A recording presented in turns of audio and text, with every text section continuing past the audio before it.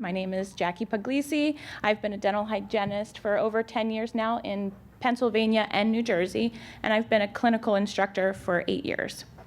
This presentation is on Pennsylvania school-based oral health, and there's so much to talk about, so let's jump right in. What is the public health problem?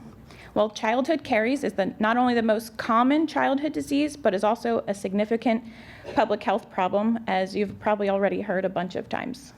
By age 8, over half of children have had a cavity in their primary teeth, and oral health impacts a child's physical, social, and emotional well-being, as well as performance at school.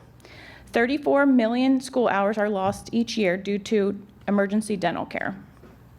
Disparities that prevent this dental care is geography, socioeconomics, race, ethnicity, and is associated with preventing dental or tooth decay at a young age, which brings me to the purpose of this assessment.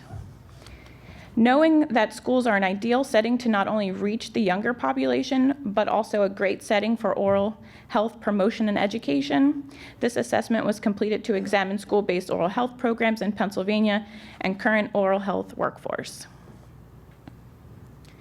Some background includes Pennsylvania mandates dental exams in kindergarten or first grade, third grade and seventh grade, and this is fulfilled by a mandated dental program, the dental hygiene service program, or by a private dentist. There's the public health dental hygiene practitioner, or what I'll refer to as the PHDHP, and this is a dental hygienist with additional certification. And then there's the certified school dental hygienist, which requires more certification, one more certification, and this certification is through the PA Department of Education. Currently, there are no certification programs available, but there is an emergency certification process in place that requires an application, several requirements, and a school district willing to hire that CSDH. What is the difference between school-based and school-linked? Healthcare providers may offer services for students on campus, which is school-based, and school-linked is an affiliated with the school community.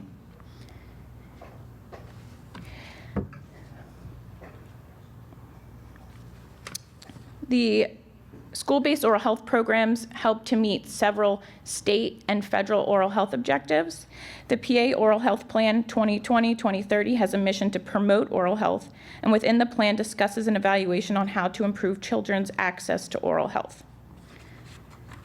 For example, in Priority A, Access, Prevention, and Education, Outcome A2 is to increase prevention or preventive oral health care for children. Just to show how challenging this is, by 2030, the goal is to improve from 45.5% baseline from 2019 to 53% by the end of 2030. And as of 2020, the status had decreased to 40.3%. Other outcomes that could benefit from school programs include reducing percentage of untreated decay in children, increasing programs, providing sealants, and percentage of third grade children with dental sealants.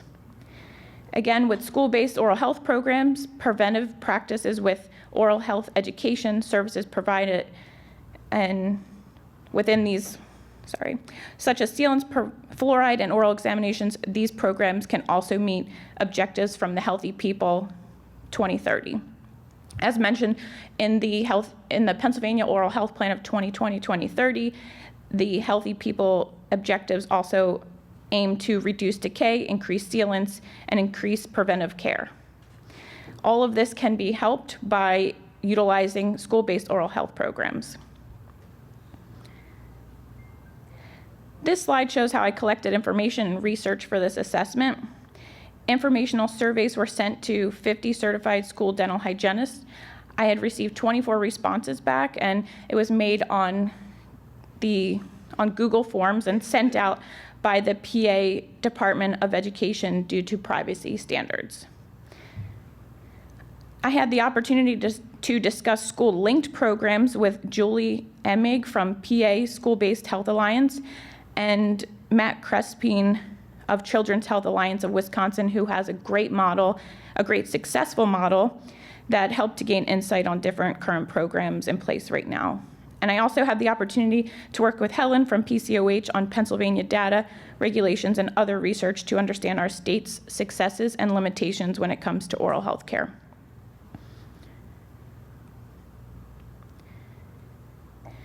Within those findings, we found that effective surveillance within a school-based oral health program really helps to collect the data evenly and show it better. In 2021, 2022 was PA's first time participating in the basic screening survey. As noted from other state model programs, following the BSS for exams makes it consistent across all programs, and more successful data is seen, which leads to potential grant funding. The workforce is our next finding that needed some attention. We need to utilize current providers. Since there are no CSDH programs available, it will be really helpful to utilize PHDHPs to their maximum capabilities, and more on that to come. With the dental shortage, using PHDHPs to provide services that they are capable of will increase providers available to provide preventive oral health services where there are a lack of dentists available. Aligning services, which means what are our CSDHs providing currently and or what can PHDHPs provide in the future. Here are some findings from the CSDH survey that I sent out. And just a side note, most of these CSDHs are part-time and are serving multiple schools and or multiple school districts. Just to think what we can do with more providers in schools and more oral health providers, such as the PHDHP, and two, more funding to allow these providers to work full-time. Over 100% of CSDHs provide oral health education, and it goes all the way through to sealants, prophies or cleanings, fluoride is provided, and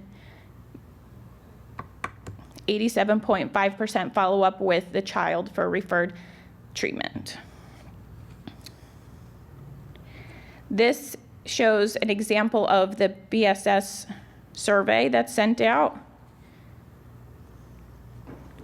And this is the data from the 2021-22 survey. Not much needs to be said about this data. The numbers do the talking here. Look at the caries percentages and untreated decay. An average of 28% of third graders have untreated decay, and more than 50% had fillings. We definitely need to do a lot more for school-age populations and their oral health. Some exciting news. As of October 30th, the House of Representatives voted unanimously for House Bill 1478 to allow PHDHPs to perform the mandated dental screening in schools.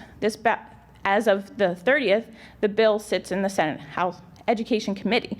But just in from Helen, as of this week, November 14th, the bill went through second consideration in the House, so it's progressing. Yes, definitely something. Follow PCOH for more updates on that one.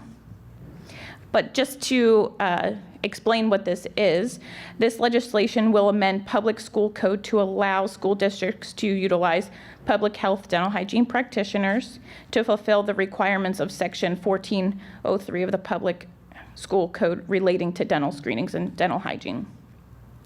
With the challenges faced in hiring dentists to fulfill these requirements for school districts, this legislation will allow for more flexibility in fulfilling the requirements for dental screenings, which was mentioned in the beginning. We really need this.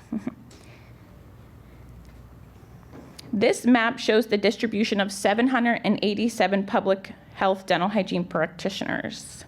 Some important information and numbers include 58.5% of PHDHPs agreed that they work below the standard scope of practice and could have more responsibilities. Only 3.1% report performing as a PHDHP as a primary position, which decreased from 24% in 2015. 72.3% are in urban areas, and this is not covering the areas in need of providers.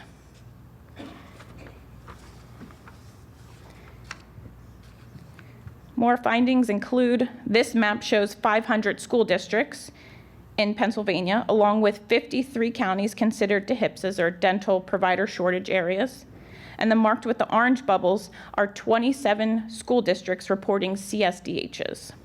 Again, just quick numbers that show where we stand. There are 67 counties, and 53 of those are considered DHIPSs. 500 school districts that range in size from 200 students to 140,000 students, and only 27 for the 23-24 school year utilize CSDHs, and mostly all of those are part-time. What does this mean?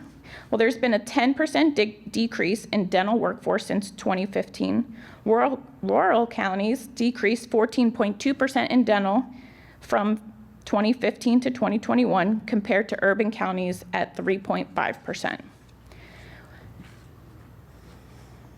Why are there not more CSDHs? As mentioned before, there are no programs available to obtain the additional certification, which is why that House bill would really benefit this access to care, because the PHDHP would be capable of going in to help provide the care in the school-based oral health programs.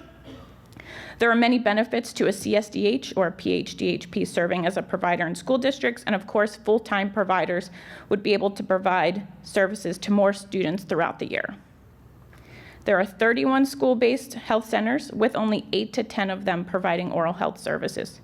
This is such a small number for the size of Pennsylvania.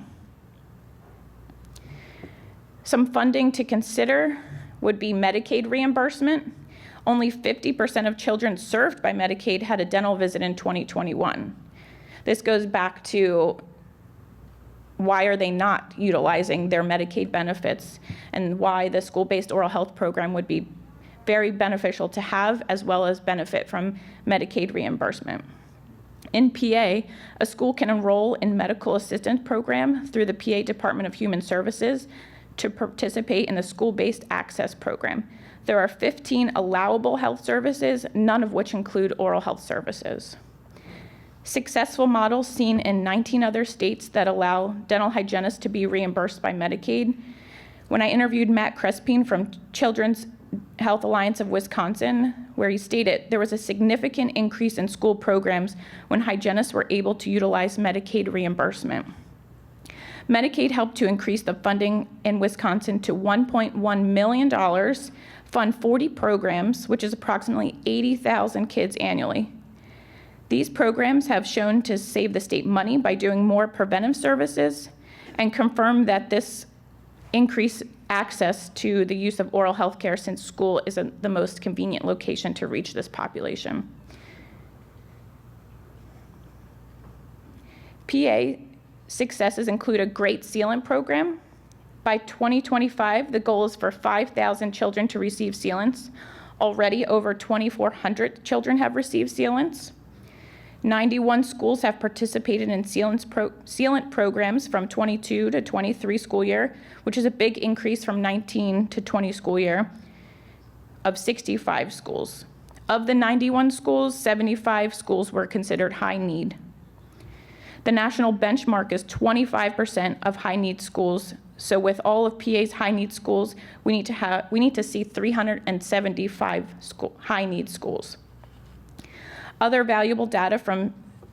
successful valuable data from sealant programs includes over 6,500 consent forms were distributed, over 1,900 children in grades 1 through 8 were screened. 63% of those children screened had sealants placed, which is over 6,300 sealants.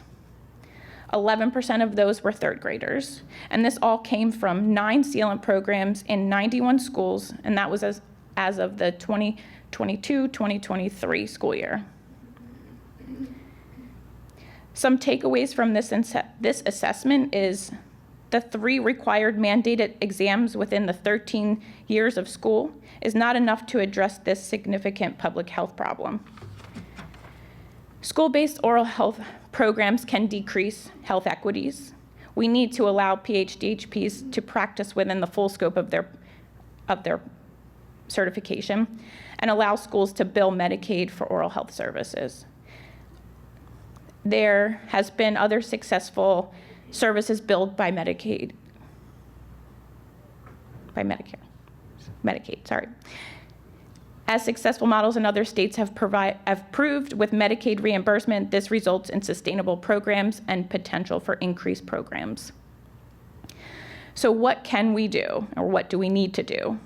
Schools are an ideal setting to provide children with oral health care services and education. We have to decrease childhood decay and reduce lifetime decay rates. Oral health is so important for overall health.